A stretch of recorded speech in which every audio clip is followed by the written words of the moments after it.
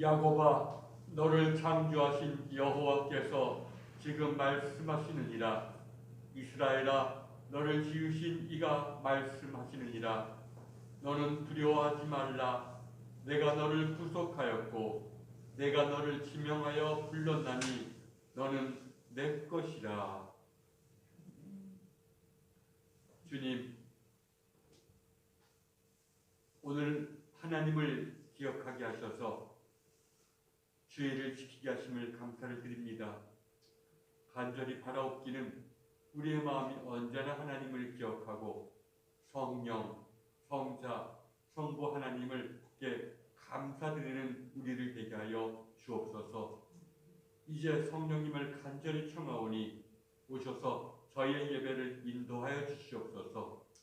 저희가 신령과 진정으로 예배드릴 때 주님께는 영광이요 저희에게는 구원이 이루어지는 시간 되게 하여 주옵소서. 우리 주 예수 그리스도의 이름으로 기도드립니다. 아멘. 경배 찬송 20장 찬송드립니다.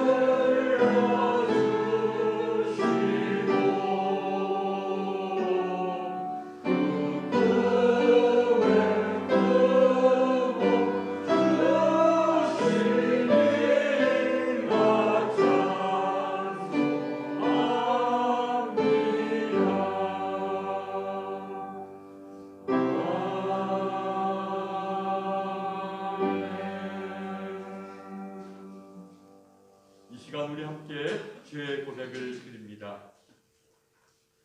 사랑의 하나님, 저희는 때때로 주님의 곁을 떠나 길 잃은 양처럼 방황하여 육신의 욕망에 집착하며 살아왔습니다. 또한 주님의 말씀을 저버리고 빛의 자녀된 삶을 살지도 못했습니다. 용서의 하나님, 죄를 고백하고 회개하는 저희의 기도를 들으시고 자비와 긍휼을 베풀어 주옵소서. 우리 주 예수 그리스도의 이름으로 기도드립니다. 아멘. 죄사 한 받기를 원하는 교우 여러분, 용서하시는 하나님의 말씀을 들으십시오. 만일 우리가 우리 죄를 자백하면 그는 미쁘시고 의로우사 우리 죄를 사하시며 우리를 모든 불의에서 깨끗하게 하실 것이요. 아멘. 주현절 첫 번째 주일 교독문 121번입니다.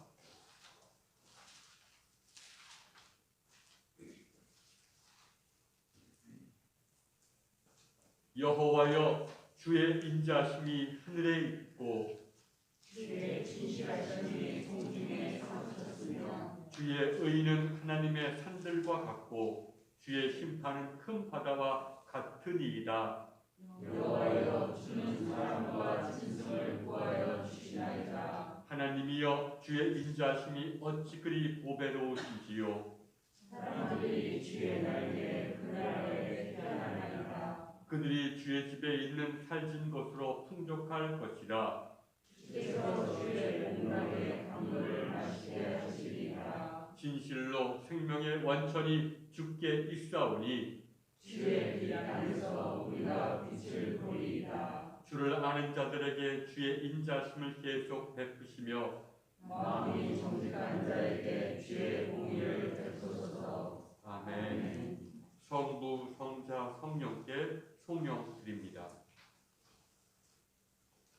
6장입니다.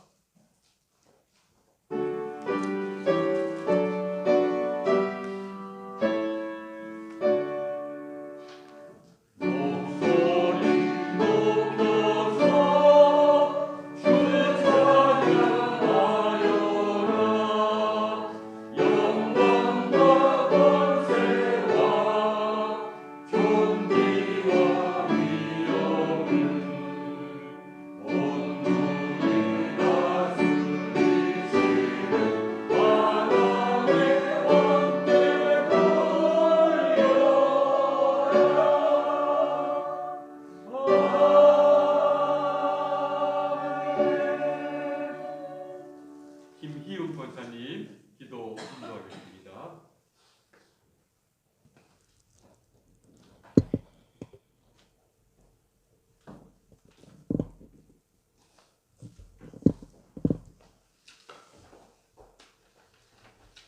하나님 아버지, 지난 한 해 동안도 환난과 어려움 속에서 지켜주시고 도와주신 하나님 은혜에 진심으로 감사드립니다. 오늘도 거룩하고 복된 주일을 허락하시고 함께 모여 온 마음과 진정한 마음으로 주의 전에 나와 하나님 앞에 예배 드릴 수 있도록 은혜 베풀어 주심을 감사드립니다.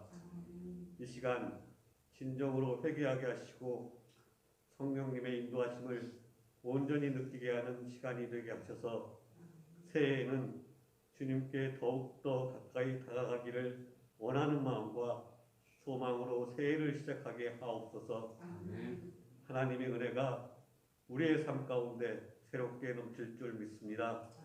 하나님, 우리와 함께하여 주시고 작년에도 그러했듯이 올해도 하나님의 은혜가 우리 가운데 항상 함께하여 주셔서 무엇을 하든 어디를 가든 주의 영광을 위해 살아가는 우리의 삶이 되게 하여 주시옵소서. 선한 마음으로 이웃을 섬기고 선한 마음으로 하나님께서 주신 사명을 감당하며 매일매일 살아갈 수 있는 우리의 삶이 되게 하여 주시옵소서. 주님, 육신이 연약하여 질병으로 고통받는 성도를 치유하여 주시고 물질과 일터와 진로의 어려움으로 힘들어하는 이들에게 통로를 열어주시고 코로나 상황 가운데서도 평안함과 담대함으로 모든 문제를 이겨내게 하여 주시옵소서. 말씀 전하실 목사님 귀한 말씀을 통하여 주님 주시는 참된 평안과 기쁨을 얻는 귀한 시간이 되게 하여 주시옵소서. 가정마다 주님께서 늘 동행하여 주실 줄 믿사오며 예수님 이름으로 기도합니다. 아멘. 감사합니다. 찬송가 8장 1절과 4절입니다.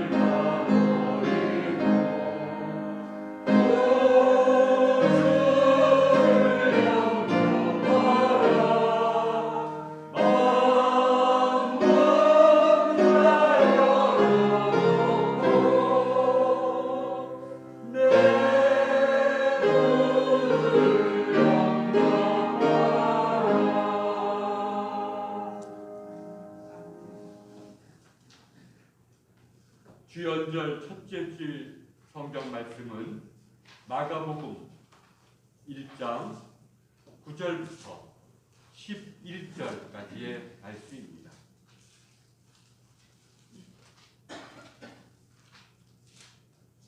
제가 봉독하겠습니다. 그때에 예수께서 갈릴리 나사렛으로부터 와서 요단강에서 요한에게 세례를 받으시고 곧 물에서 올라오실 때 하늘이 갈라짐과 성령이 비둘기같이 자기에게 내려오심을 보시더니 하늘로부터 소리가 나기를 너는 내 사랑하는 아들이라 내가 너를 기뻐하노라 하시니라. 아멘. 지난 1월 6일은 주현절이고 오늘은 주현절 후 첫 번째 주일입니다. 주현절이라는 것은 주께서 나타나신 것을 기념한다는 뜻입니다.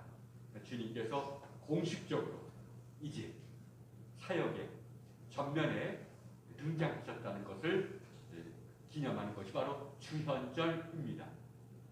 그래서 몇 주 동안 이제 우리가 주현절을 우리가 잘 지내다가 이제 곧 사순절을 맞게 됩니다.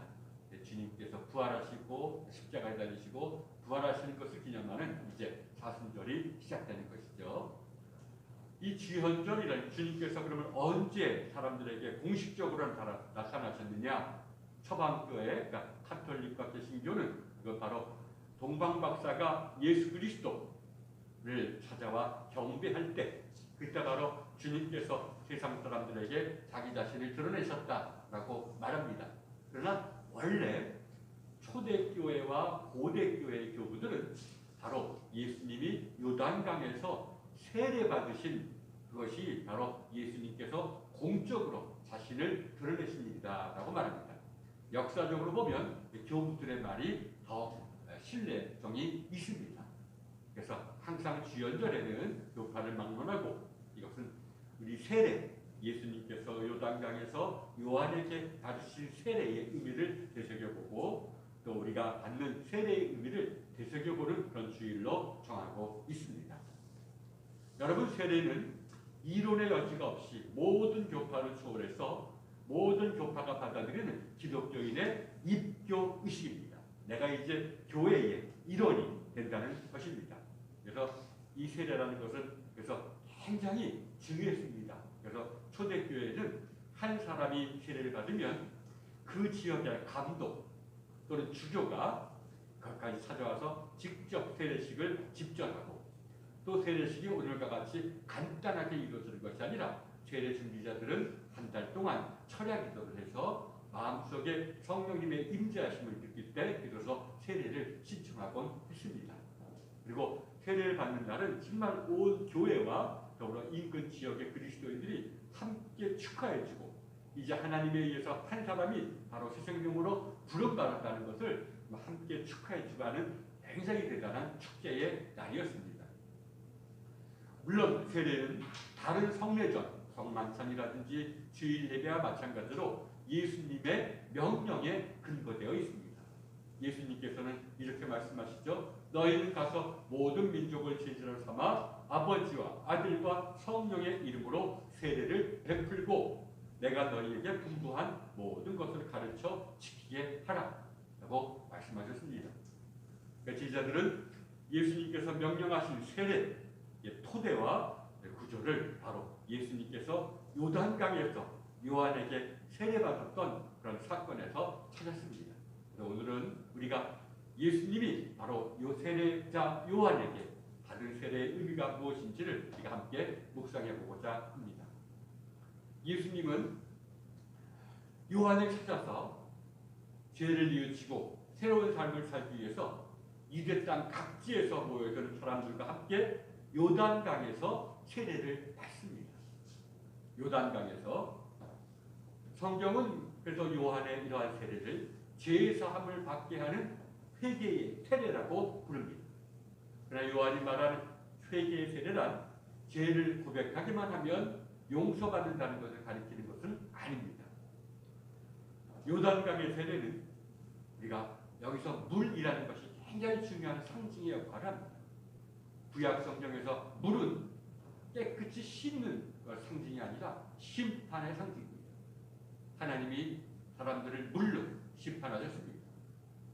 죄로 간영된 세상을 홍수로 물로 심판하셨고 또 당신의 백성을 놓아주지 않는 바로를 바닷물로 수장시키고 심판하셨습니다. 물이라는 것은 항상 고대인들에게는 두려움의 대상이고 하나의 심판의 대상이었습니다. 심판의 상징이었습니다.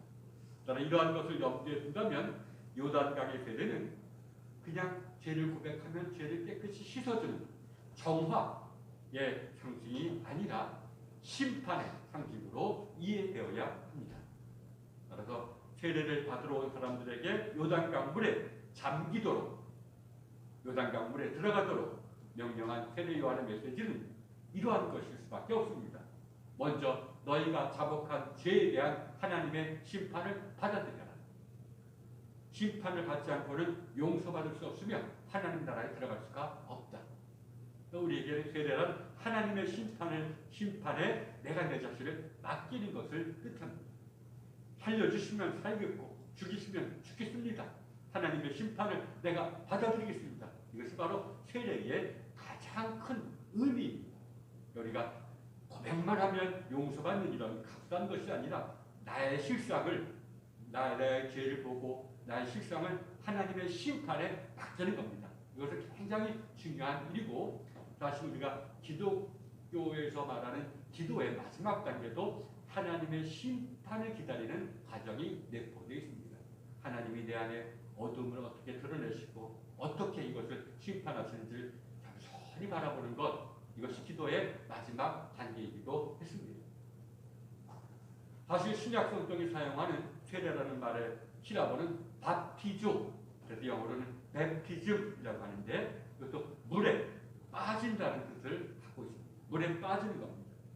그러니까 바울도 이런 단어를, 이런 바티조라는 단어를 예수 그리스도의 죽음과 부활에 참여한다는 의미로 사용합니다. 그래서 바울도 뭐라고 고백하냐면 예수 그리스도의 십자가와 함께 죽고 예수님과 함께 다시 사는 것을 말할 때 바티조라는 단어를 씁니다.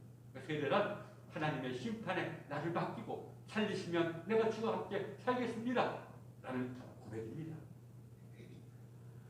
따라서 사실은 우리가 물로 깨끗이 씻어준다는 세례라는 말의 한글, 그러니까 바티조를 우리 개신교에서는 대부분의 교파에서 세례라고 이제 번역하죠. 씻는 의식이다 라는 뜻인데 이 말보다는 사실은 침례교에서 사용하는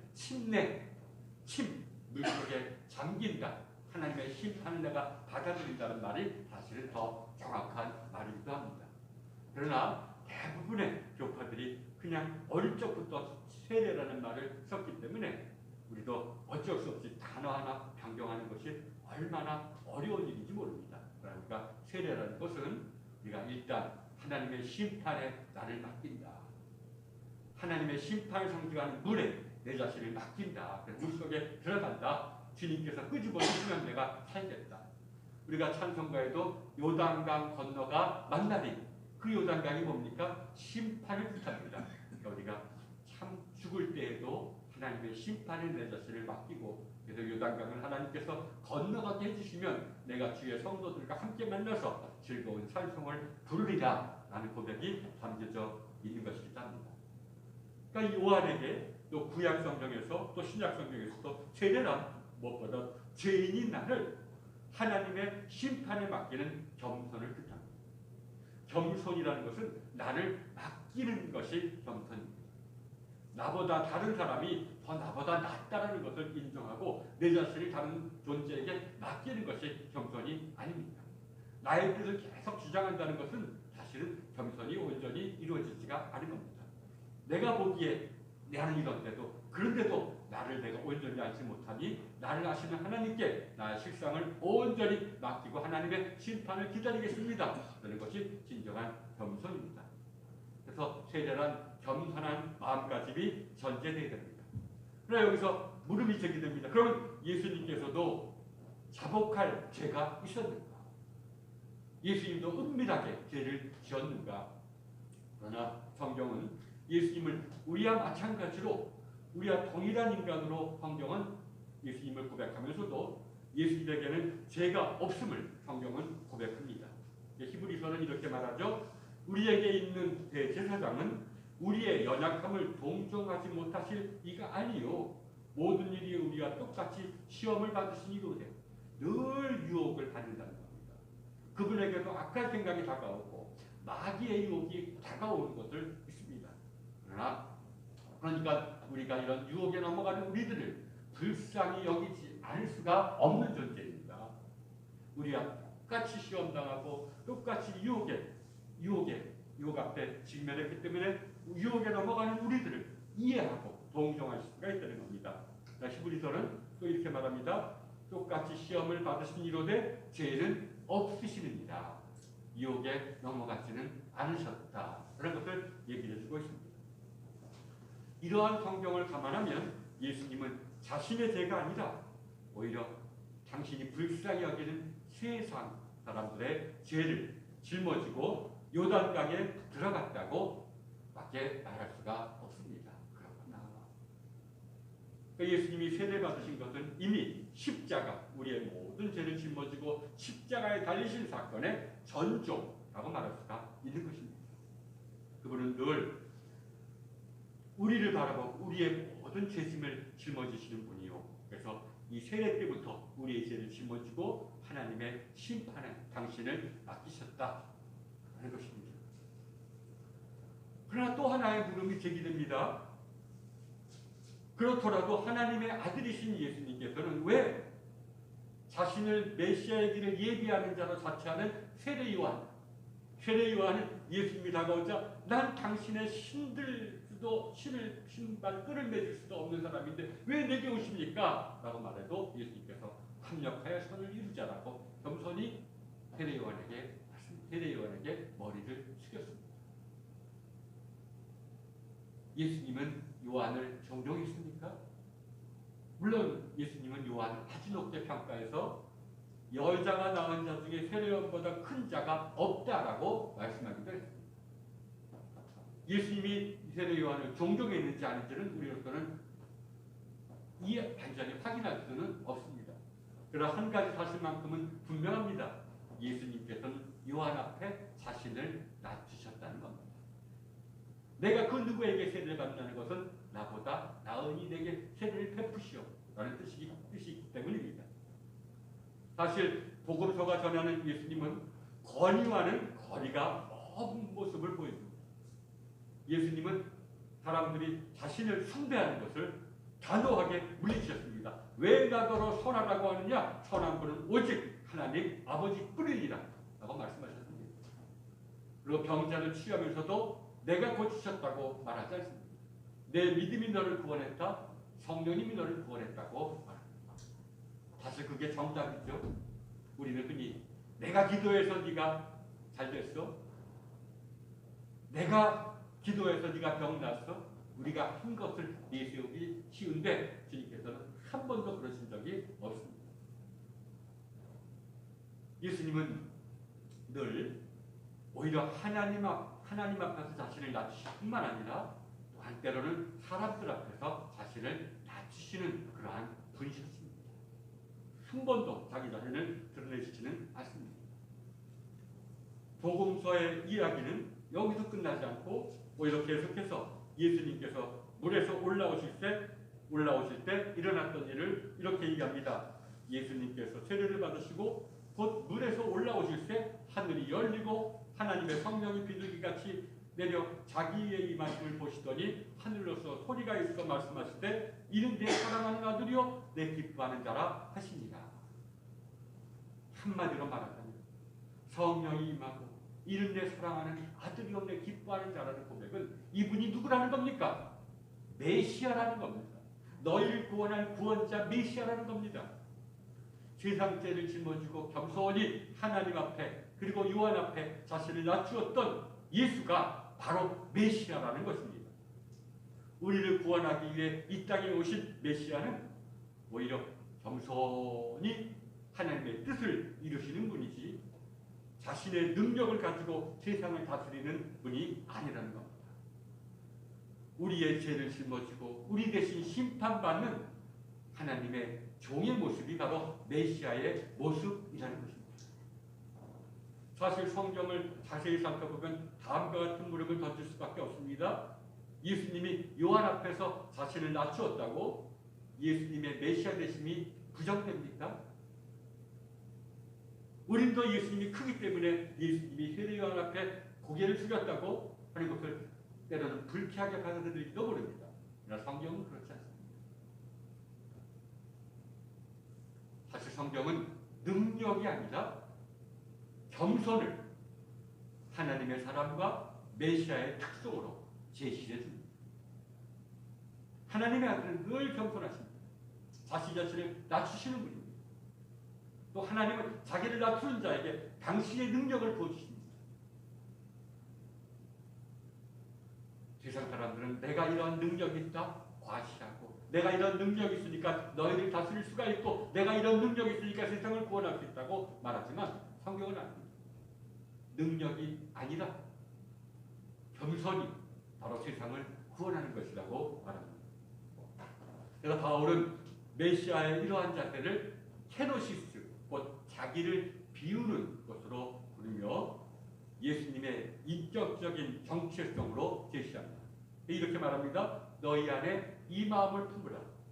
곧 그리스도 예수의 마음이니 그는 근본 하나님의 본체시나 하나님과 동등됨을 취할 것을 여기지 아니하시고 오히려 자기를 비워 종의 형체를 가져 사람들과 같이 되었고 사람의 모양으로 나타나셨음에 자기를 낮추시고 죽기까지 복종하셨으니 곧 십자가에 죽으심이라.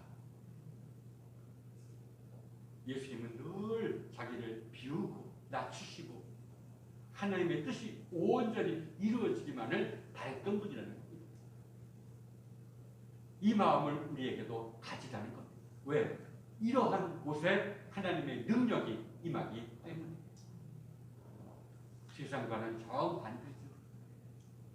요즘도 대선전이라든지 또 뭔가 기업들의 홍보들 모든 것들이 뭘 얘기합니까? 우리 내가 더 능력 있다, 내가 더 똑똑하다, 내가 더 지혜롭다.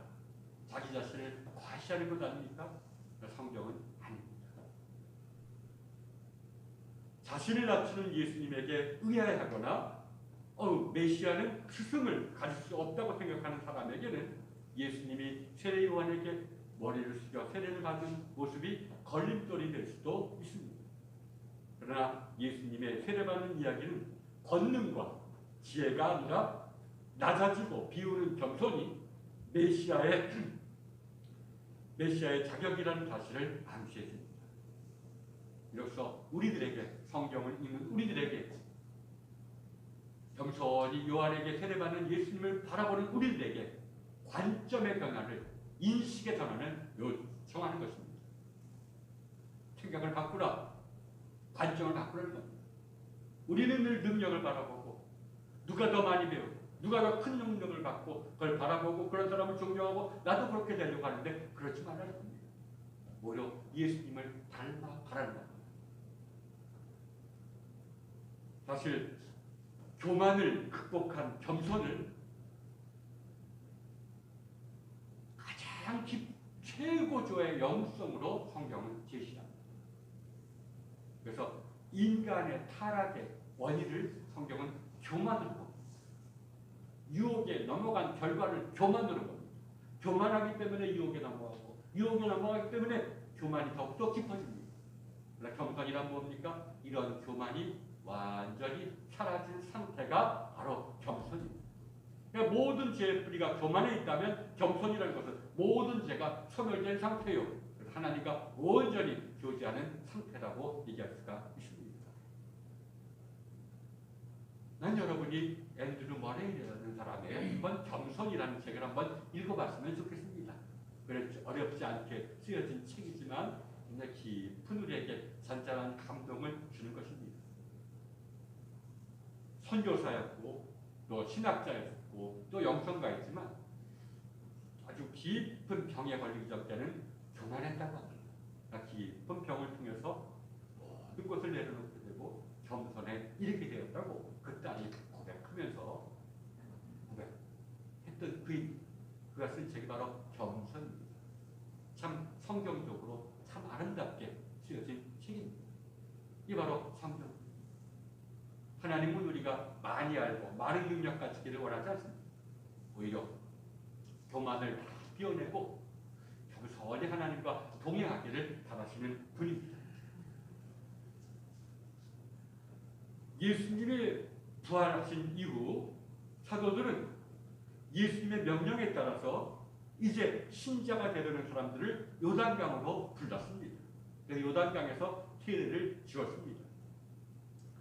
그러나 예수님과 우리들의 차이를 분명하게 인식하고 있었던 사도들은 예비 신자들에게 세상죄를 짊어질 것을 요구하지 않았습니다.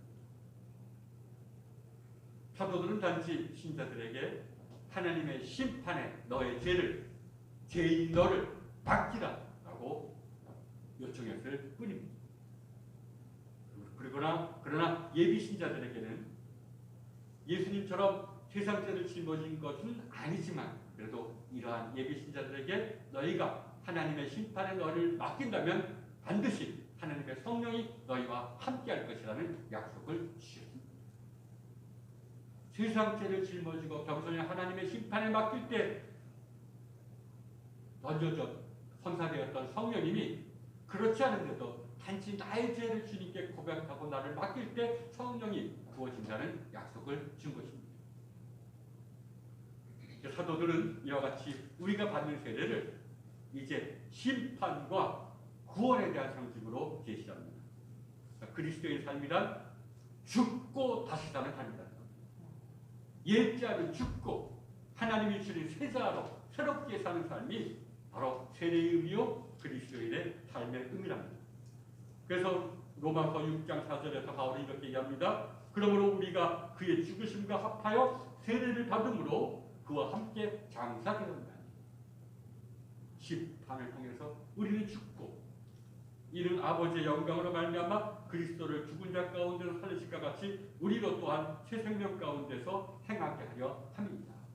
왜냐하면 우리가 옛자가 죽지 아니하면 우리가 죄 가운데 머물러 있으면 하나님의 은혜가 발 디딜 틈을 찾지 못한다는 겁니다. 죽어야지 하나님의 생명이 우리 안에서 새롭게 산다는 겁니다. 그래서 사실 이 말은 맞습니다. 기독교는 그냥 마음을 그저 씻는 종교라고 말할 수도 있지만 보다 정확히 말하면 죽고 다시 사는 종교다. 주님과 함께 죽고 주님과 함께 사는 것이 바로 신자들의 삶이다. 그걸 상징하는 것이 바로 세례라고 말할 수가 있습니다. 세례란 참 중요합니다. 세례는 우리가 일생 동안 한 번 받지만 그러나 세례의 의미는 우리의 삶 속에서 지속적으로 이루어져야 됩니다. 그 세례의 의미를 아는 것이 중요합니다. 그래, 내가 세례 받았을 때 그 세례의 의미는 나의 삶에 평생 동안 내 삶에 동반되어야 한다는 것입니다. 왜? 아직 우리에게는 옛자가 남아있습니다. 내가 주님을 만나서 주님의 새로운 본성인 사랑이 내 마음에 부어졌다 할지라도 아직 내 안에는 옛자가 남아있습니다.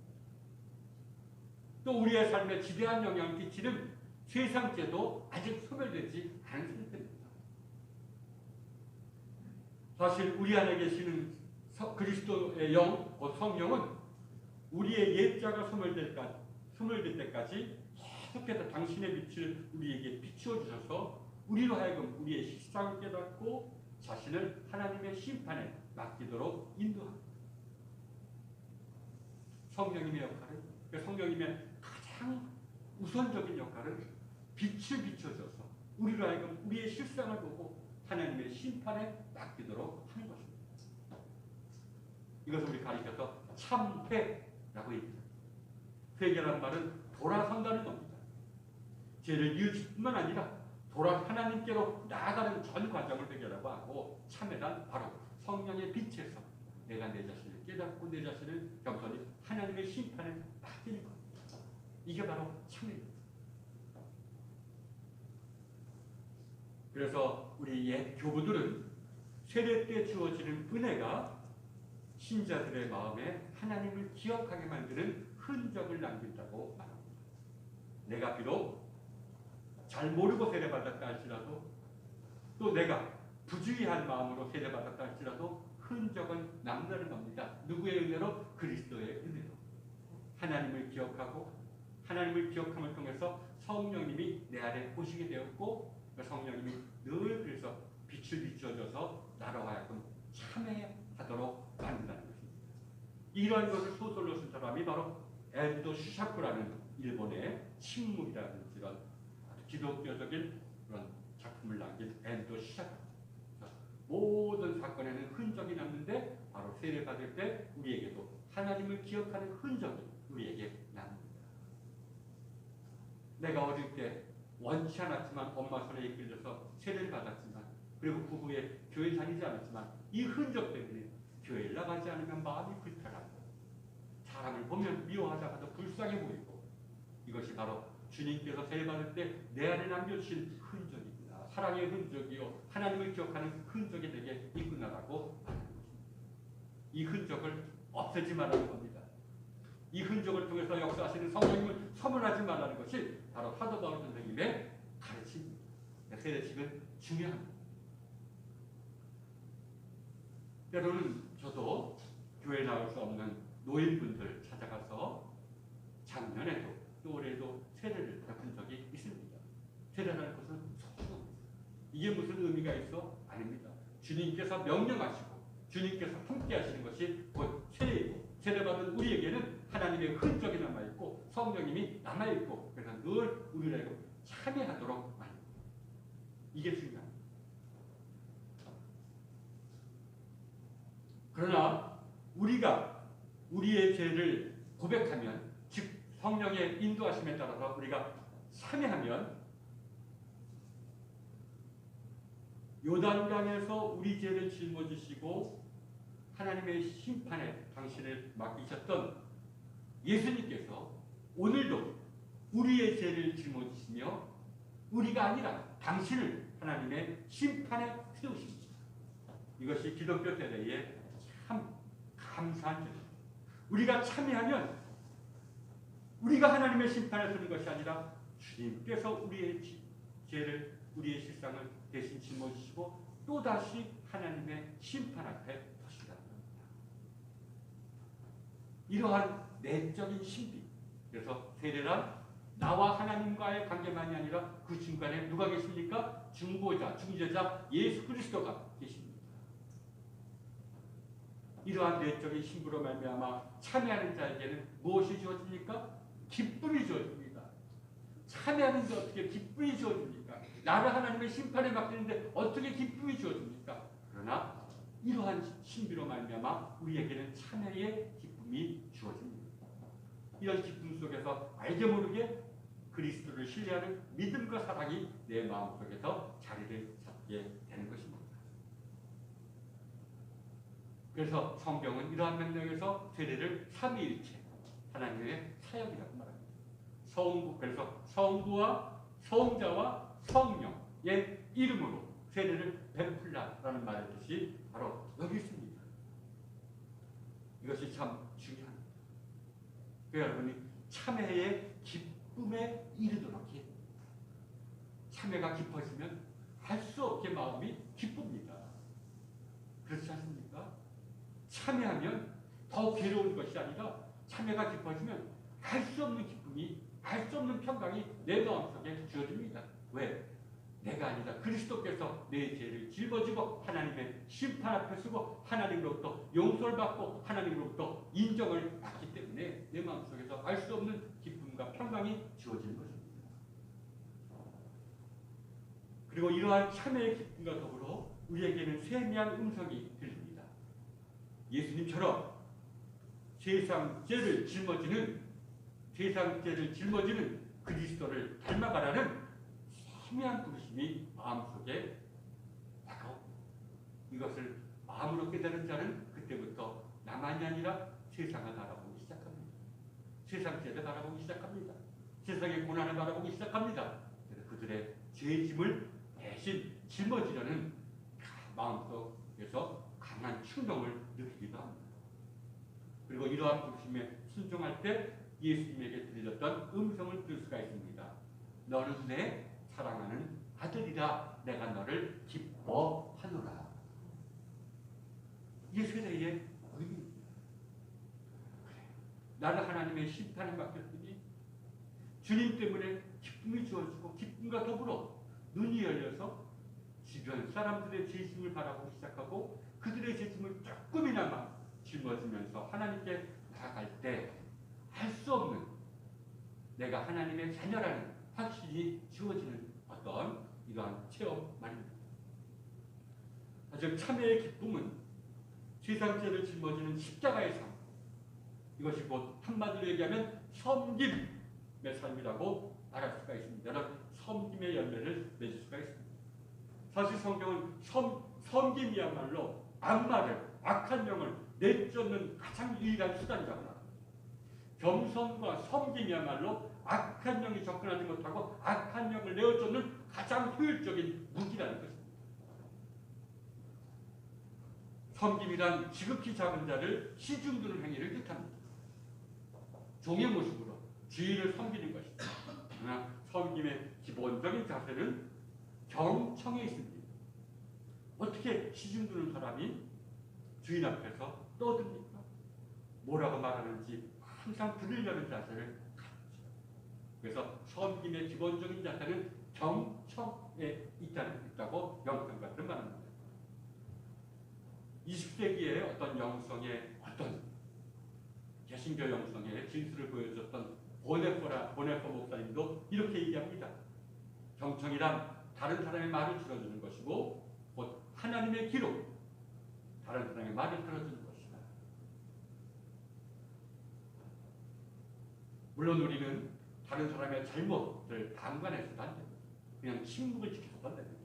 이거는 그러면 안 되는데 이거는 좀 고쳐야 되는데 권면해야 됩니다.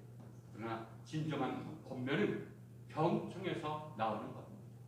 우리가 자녀들에게 얼마나 권면하고 싶은 게 많습니까? 어리나 크나. 우리가 먼저 경청이 선행돼야 됩니다. 들어줘야 됩니다.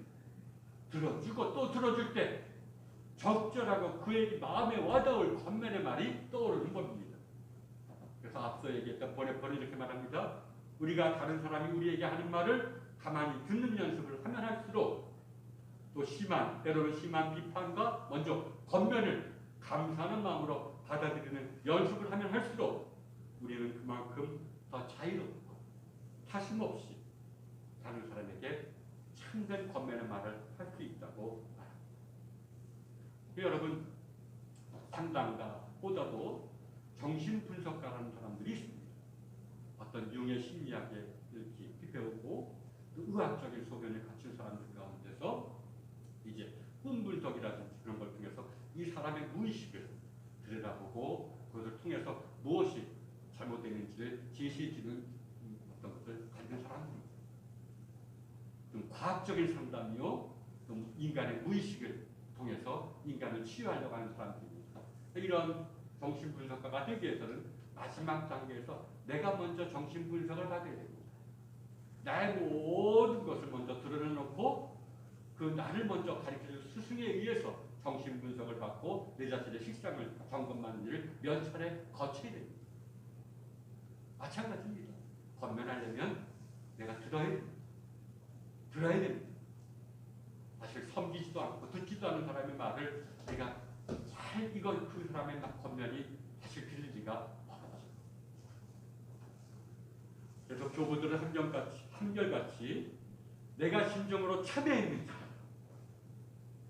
내가 성령의 인도하심을 받아서 최대의 의미 참회를 내가 하고 있는지, 아니면 머리로만 하는지, 이런 참회의 증거를 내가 경청해서 찾습니다. 내가 예전보다 남을 가르치려고 하기보다 잘 들어주나, 내가 높아지려고 하는 것보다 섬기려고 합니다. 그래서 섬김과 경청을 참회의 증거와 분명한 열매로 제시합니다. 그리고 우리가 참회 속에서 기쁨을 얻는 것을 우리가 부지불식간에 성령님의 인도하심 속에서 내가 인식하지 못하던 그리스도를 만난 증거라고 얘기합니다. 그래서 참회의 기쁨 속에 있는 자에게는 이미 믿음과 사랑이 주어져 있습니다. 그가 이것을 의식하지 못한다. 그렇기에 초대교회 교부들은 참회의 흔적을 남겨주는 이런 세례식을 있을 때 온 교회와 함께 기뻐하며 기도로서 준비했던 것입니다. 오늘 우리 교회도 이런 어려운 때에 세례를 받도록 하고 한 사람이 세례받을 때 함께 기뻐 또 우리도 매일 참여하는 삶 속에서 정말 주님이 살아계시고 주님이 오늘도 우리의 삶 속에서 태어나실 뿐만 아니라 오늘도 우리의 죄를 짊어지시고 우리 안에서 새롭게 부활하시는구나 하는 것을 우리가 마음뿐만 아니라 우리의 인식으로도 분명히 깨닫게 되기를 복된 여러분 되기를 주님의 이름으로 축원합니다. 사도신경으로 신앙 고백 드리겠습니다. 전능하사 천지를 만드신 하나님 아버지를 내가 믿사오며 그 외아들 우리 주 예수 그리스도를 믿사오니 이는 성령으로 잉태하사 동정녀 내게 나시고 본디오 빌라도에게 고난을 받으사 십자가에 못 박혀 죽으시고 장사한 지 사흘 만에 죽은 자 가운데서 다시 살아나시며 하늘에 오르사 전능하신 하나님 우편한 데 계시다가 저리로서 산 자와 죽은 자를 심판하러 오시리라. 성령을 믿사오며 거룩한 공예와 성도와 다리를 통하는 것과 죄를 사하시는 것과 몸이 다시 사는 것과 영원히 사는 것을 믿사옵나이다. 아멘. 213장 찬송하면서 봉헌합니다. 1절과 마지막 절입니다.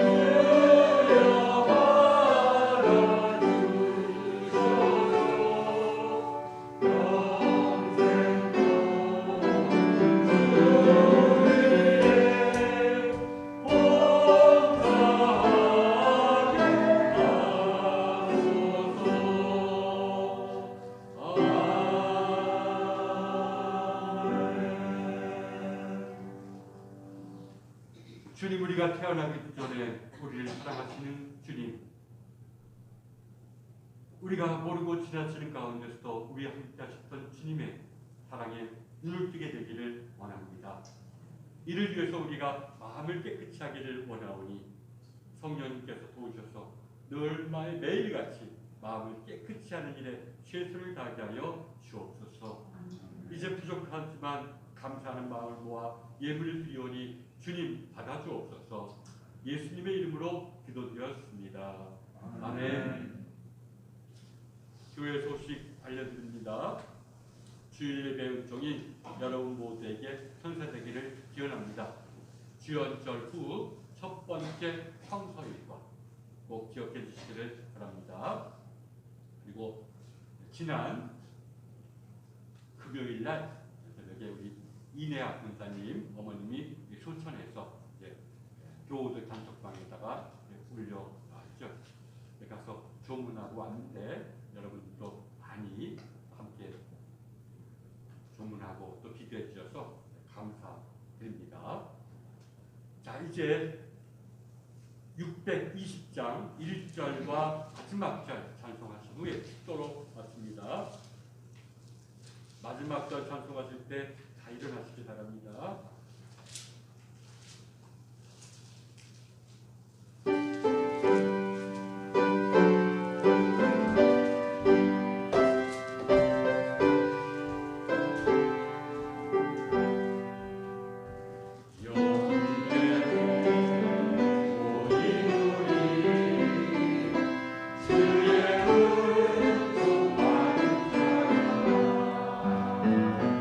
주께서